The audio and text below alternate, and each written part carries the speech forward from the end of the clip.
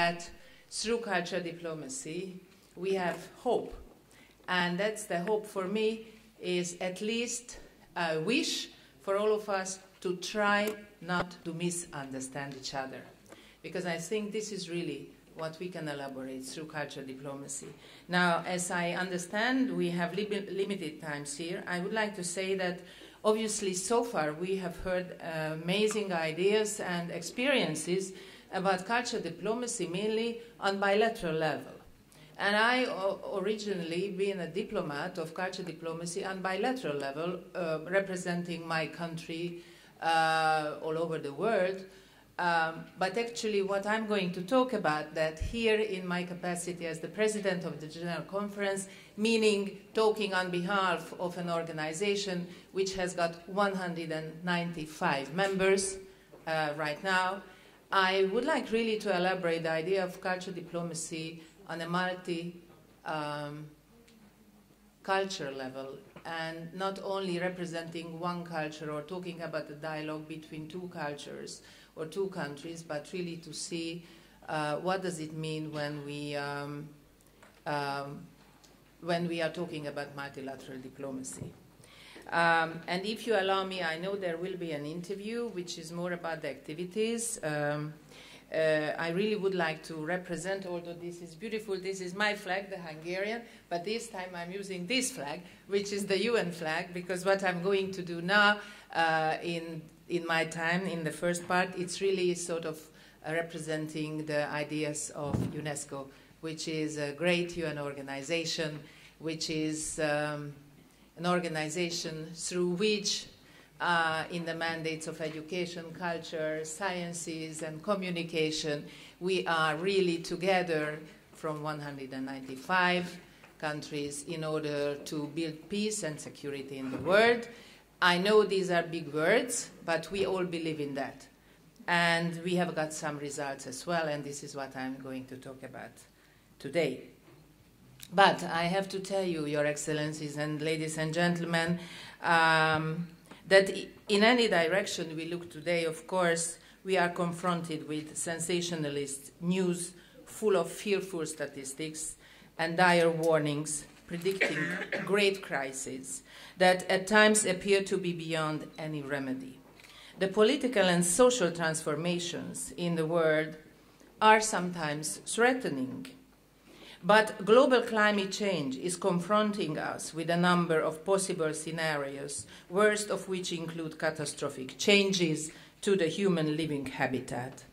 The grand European experiment in gradual unification seems to be at the verge of being undone by the financial and fiscal pressures and the ignorance of the importance of cultural diversity, and threatening to set back the process for several decades, I'm afraid.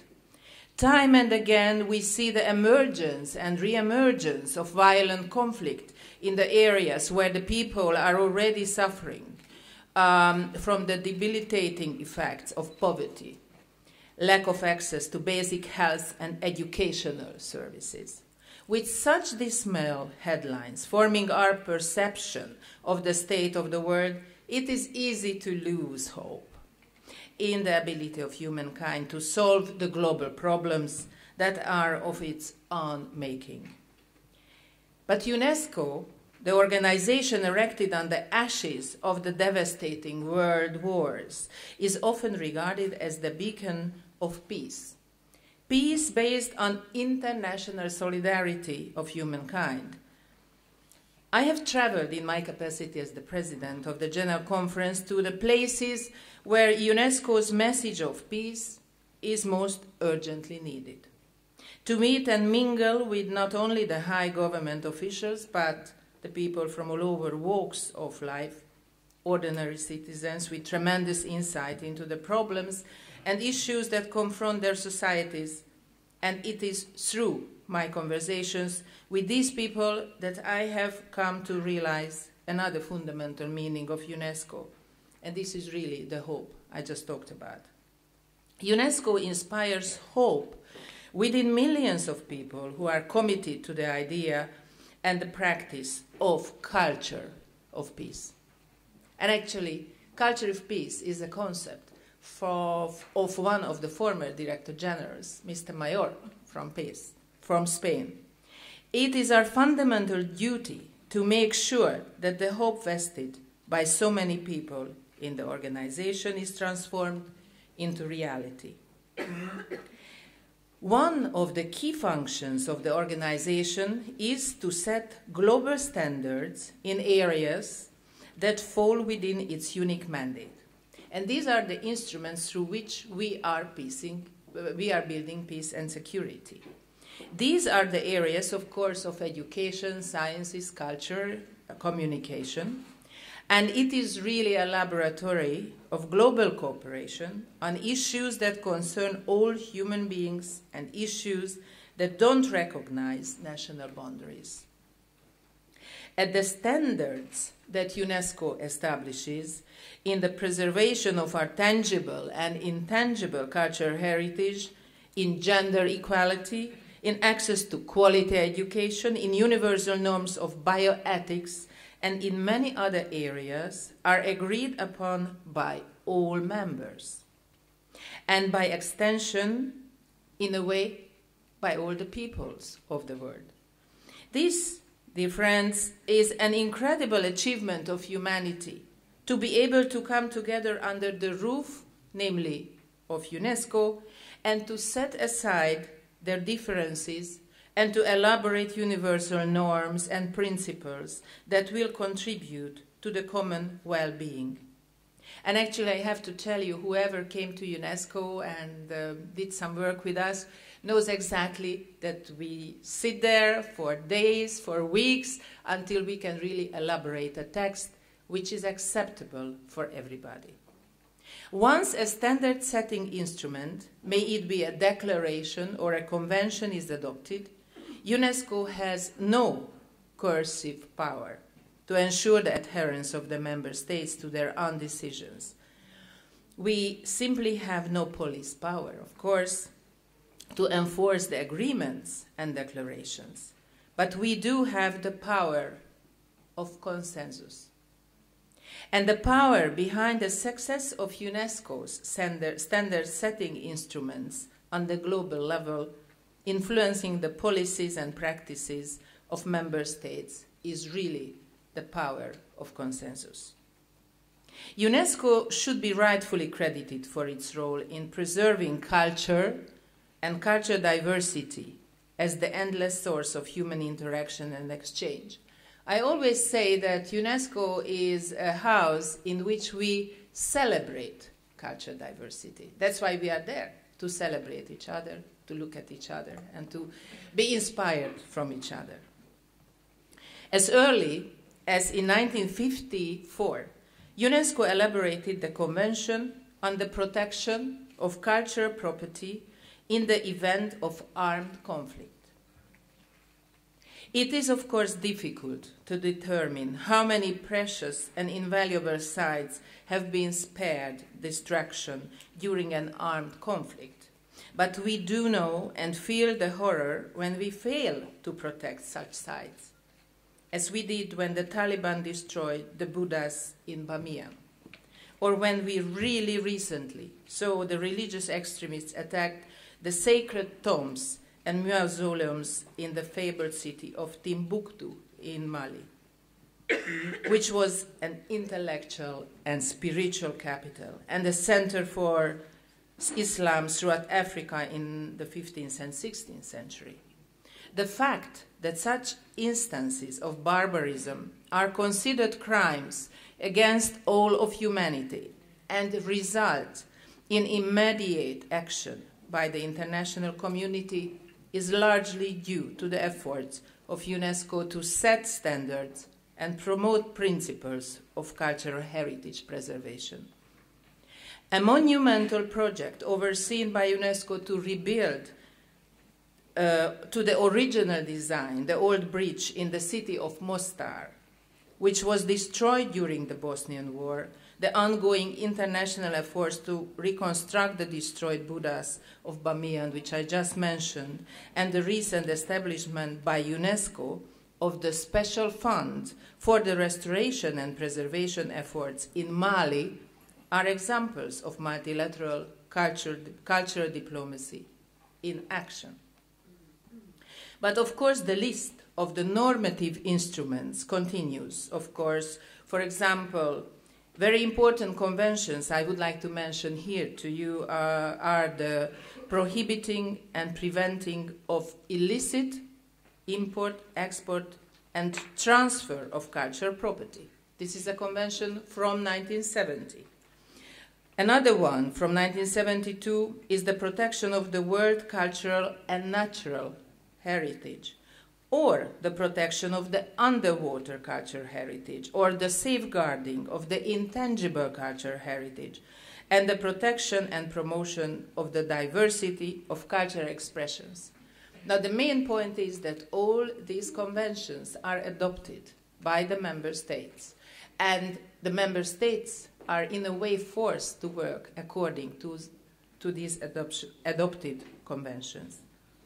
The promotion of the international ethical norms and principles of science and technology is another example of UNESCO's ability to effect positive changes through cultural dialogue and consensus seeking.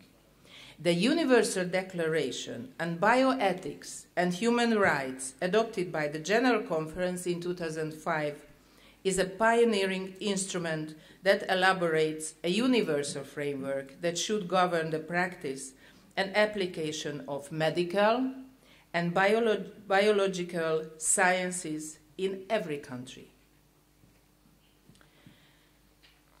Ladies and gentlemen, I think, of course, for us, number one is education, because we can talk about cultural diplomacy only if we first talk about the importance of education.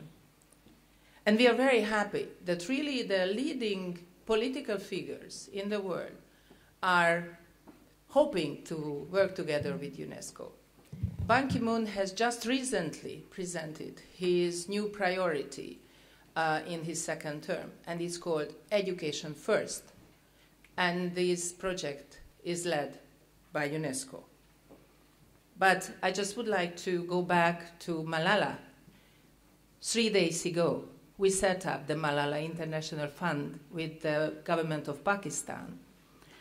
And that was really a very quick reaction, what happened there. Just in our last executive board, the news came, we all stood up, and we said we had to do something. So now we have an international fund, using the name, of course, and the story, of course, this lady, this wonderful girl. But this is an international fund for helping girls and women education all over the world. So we are trying in a way not to only talk, but really to do and to be active and to react to what we see all over the world. And of course, our main,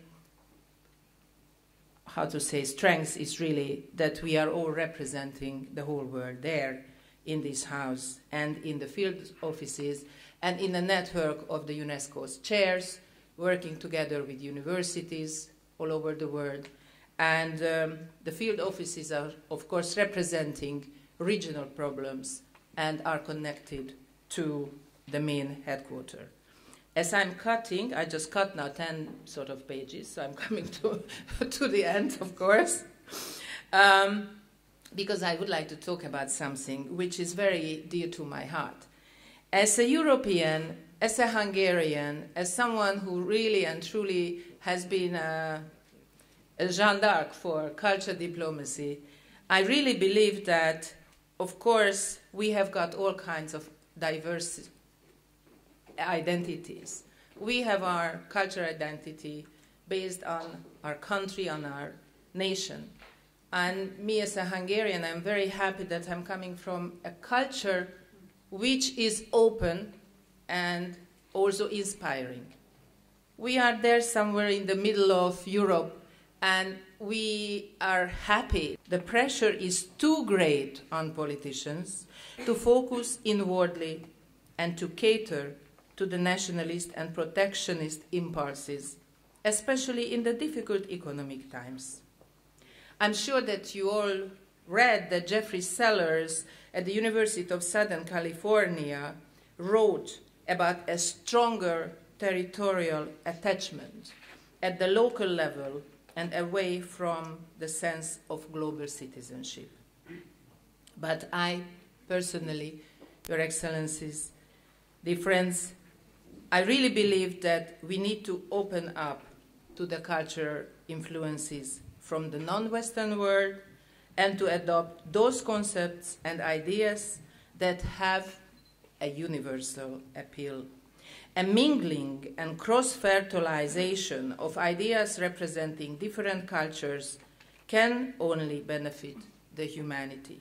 In this way, culture diplomacy can help us relearn the traditional knowledge of many Western and non-Western societies and relink with the nature to acknowledge the real value to the environment that nourishes us and sustains our healthy life. Culture diplomacy is the best means at our disposal to ensure that power politics is not the dominant force that drives this civilization. Without mitigating the power of our cultural diversity, we will continue to talk, to share, to listen, and to celebrate the dialogue amongst cultures. Thank you very much for listening. Thank you very much. It was very interesting listening to your speech. Well, I have a question. In the course of your activities, which you have become convinced that your bridge building philosophy and approach can be extended to other countries, as well as to the field of science and education, which today are becoming increasingly interlinked with culture. And you underline that promoting progress through international collaboration are now two interrelated goals that are fundamental to UNESCO to achieve durable peace and sustainable development. My question is, what are the strategies that your office follows to put into the effect the spirit of this bridge building philosophy?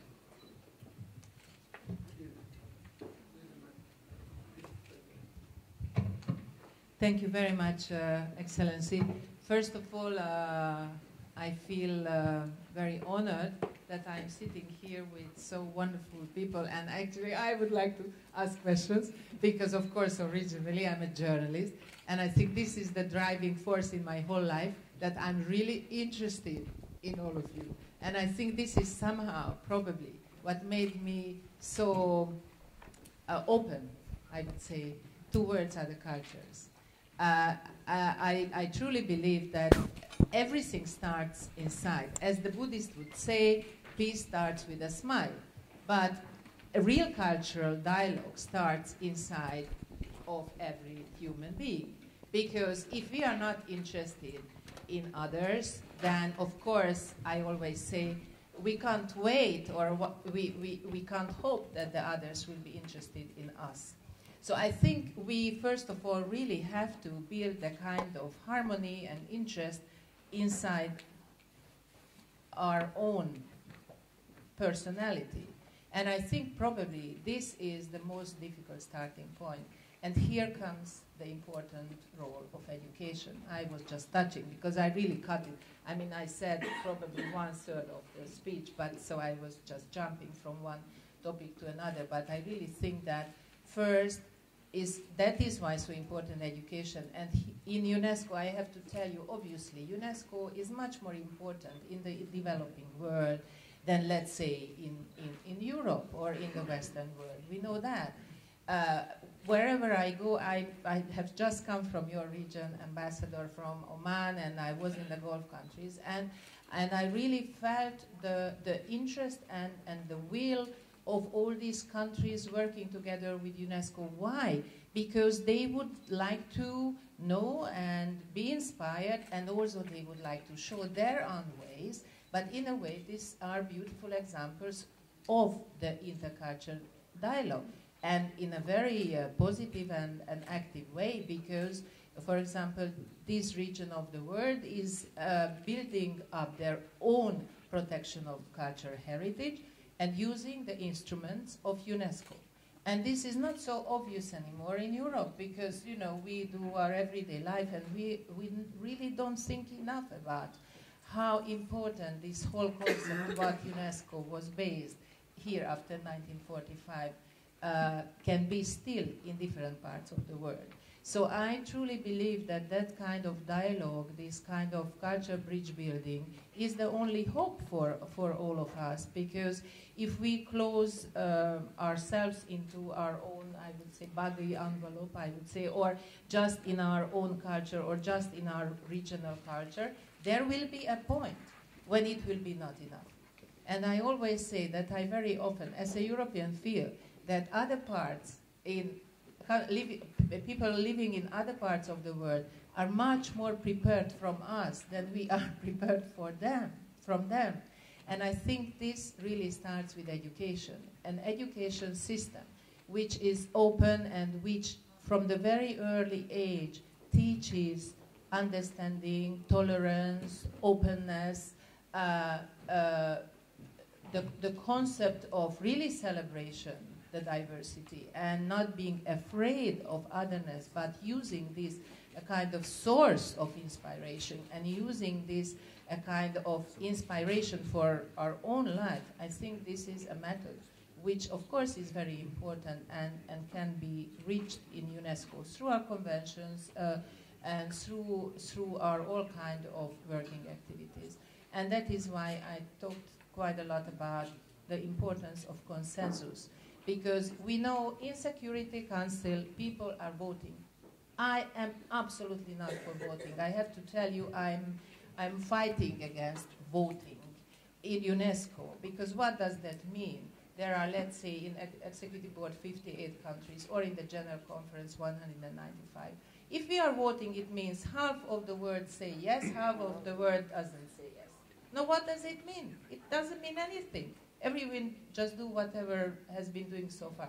So why don't we try really to find, I would say, the common ground, the meeting points through which we can work towards the kind of security and peace together.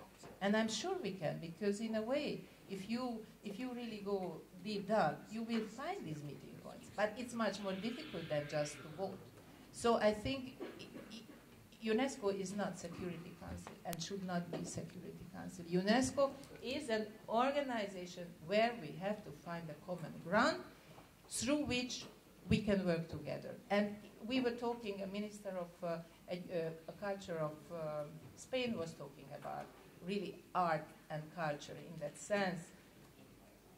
I previously always experienced, if we work together, artists, filmmakers, creators together in a process, then the joint result will be much stronger than something what I created only. And this is a wonderful way of intercultural dialogue in the arts, I think. This is what I believe. Yes, Mrs. Bogyay, thank you for your speech. It was a great speech. I would say beware of being Jeanne d'Arc. She was burnt as a witch.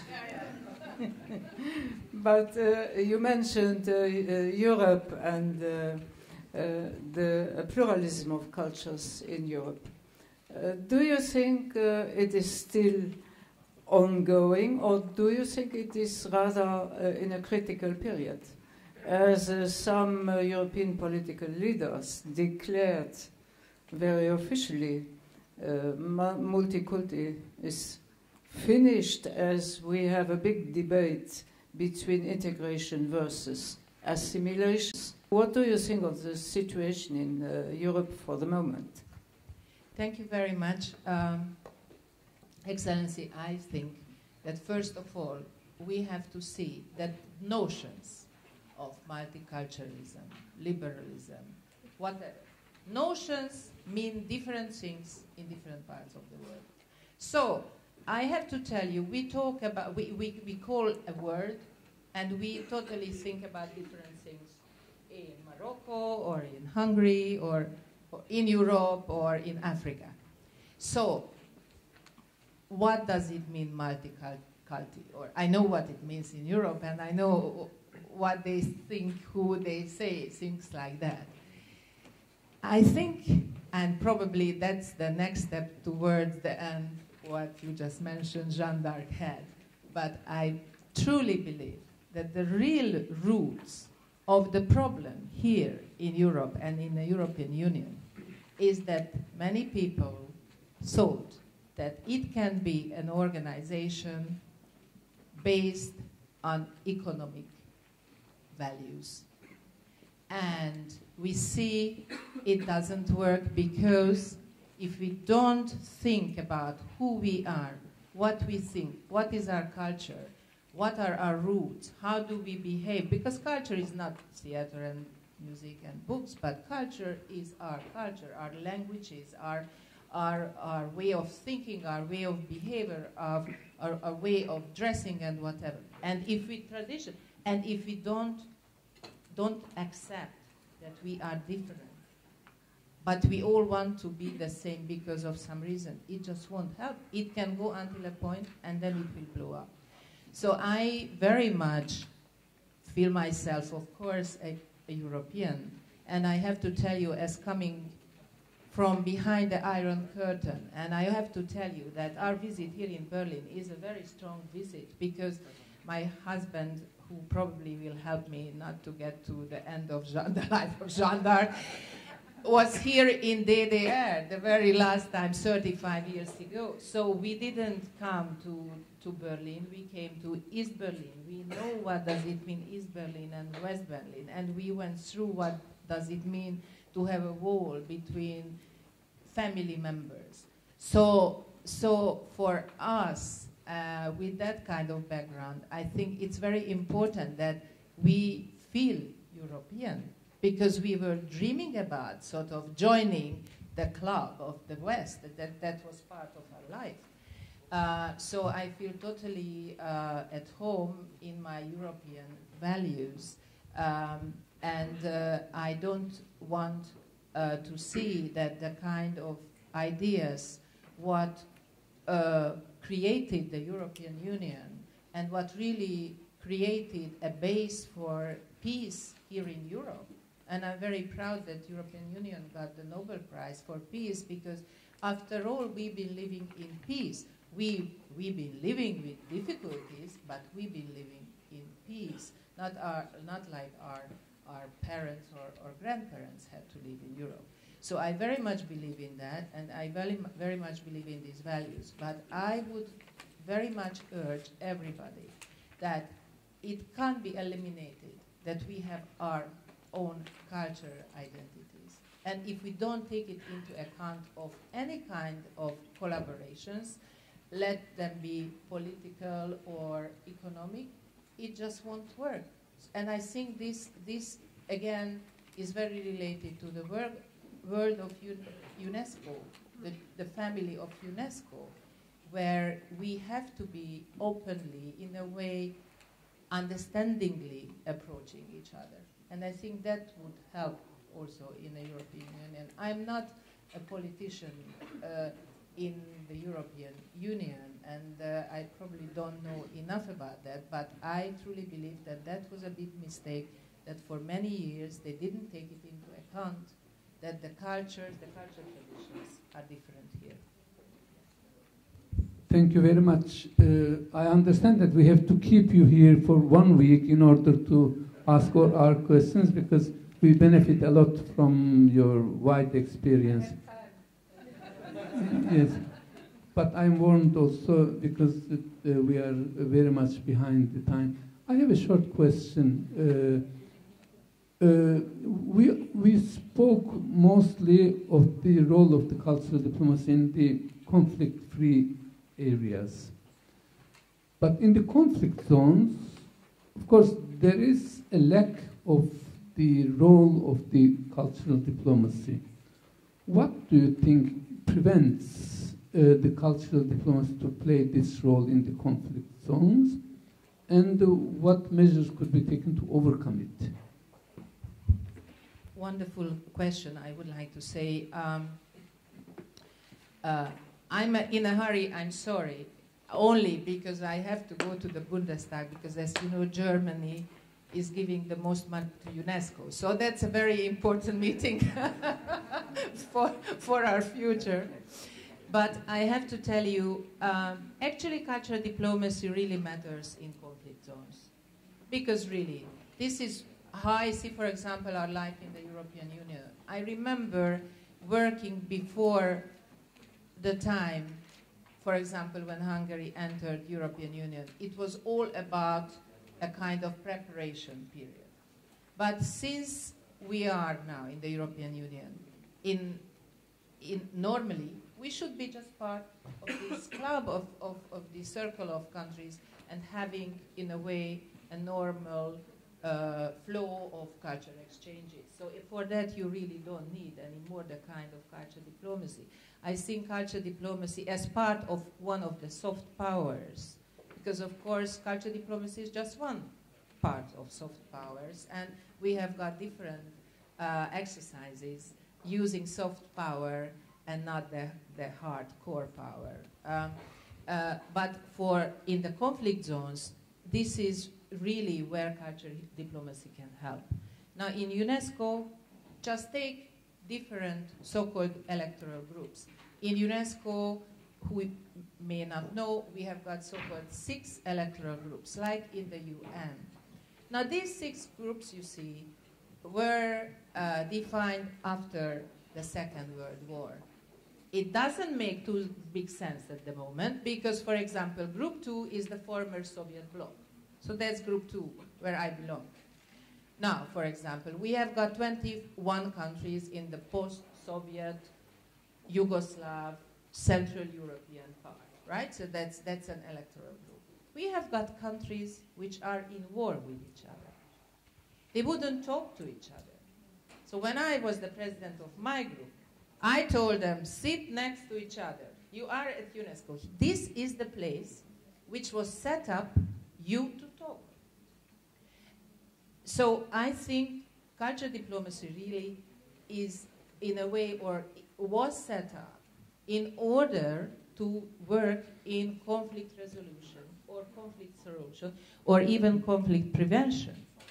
And don't forget, for example, we have got the Palestinian and Israeli conflict. Someone just told about the Divan Orchestra, which is what a beautiful idea of cultural diplomacy. Was it you? No, someone, yeah. And, but in UNESCO, all the members have the same rights. Big countries, small countries. Strong countries, not strong countries. And I think this is, of course, very difficult, especially for strong countries and big countries. But this is a big opportunity to small countries. As Schumacher would say, small is beautiful. Because small countries have got amazing traditions, have got amazing, inspiring strengths. And I think UNESCO can do a lot of work in conflict zones, protecting cultural diversity, protecting cultural heritage, built heritage, intangible cultural heritage. And I think what is very important that we are working over boundaries. So we have a lot of over boundaries projects.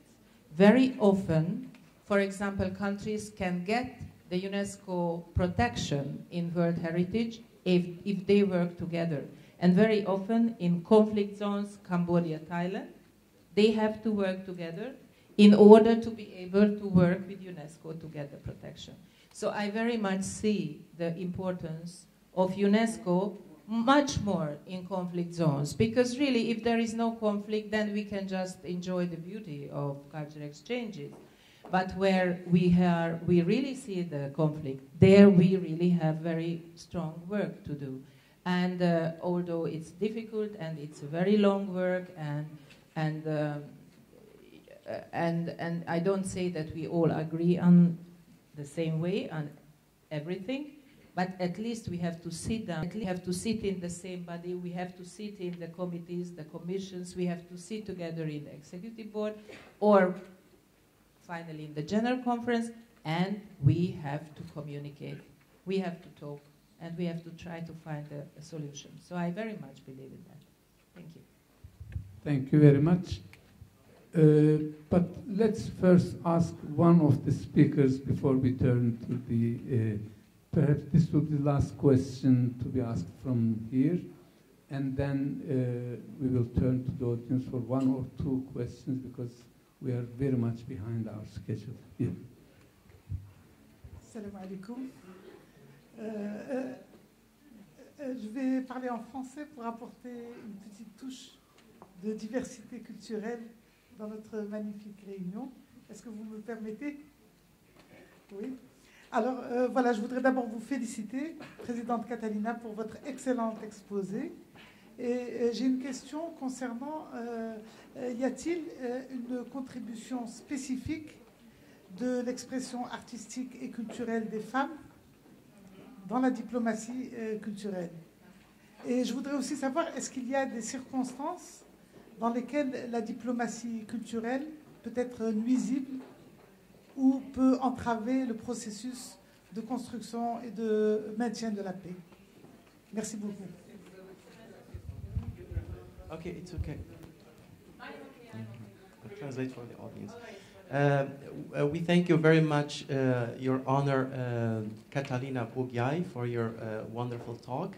I would love to know if the artistic expression of cultural diplomacy has been done anything for the empowerment of women. That's my first question. My second question is, are there any harmful moments where cultural diplomacy can cause more harm than progression or positive impact? And thank you. Merci beaucoup. Alaikum salam, Excellence. If I may, I understand the French, but I would rather answer in English. I'm very sorry. Well, first of all, I'm very proud representing an organization which is led by 3 women. And I think this is quite seldom in the world, because the president of the General Conference, who I am, the General Conference is the highest body of Unesco, and so it's led by a woman. Then we have the other governing body, which is called the Executive Board, and that is led, chaired by a lady from Barbados, who is the director of the National Museum. And of course, the head of the organization, the secretariat, is led by the former ambassador of Bulgaria, Irina Bokova, so another eminent lady. So I think we have actually quite a strong message to the world that especially the organization, which is in fact related to the so-called soft power, is led by 3 women. But I don't believe that soft power is so soft, because it is a very big task for anyone to be able to change the way of thinking of another person.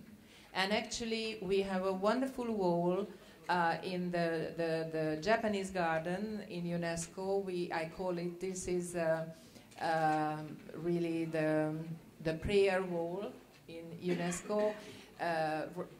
Written in many, many languages, which is really our philosophy that until the concept of the war is